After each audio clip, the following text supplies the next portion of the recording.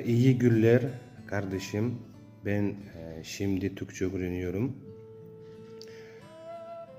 E, Onun adı Hasan. Hasan şimdi 40 yaşında. O şimdi Antalya'da yaşıyor.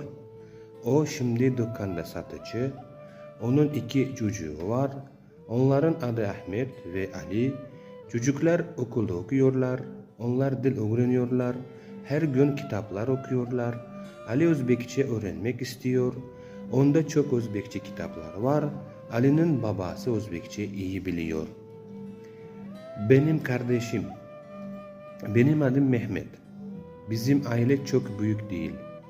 Evde babam, annem, 2 kardeşim ve ben yaşıyoruz. Benim büyük kardeşimin adı Mustafa.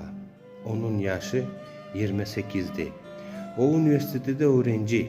O İngilizce öğrenmek istiyor. Benim babam şimdi Rusya'da fabrikada çalışıyor. O fabrikanın sahibi. Rusya'da bizim evimiz var. Evimiz büyük değil. Evde 3 oda var. Babamın beyaz arabası var.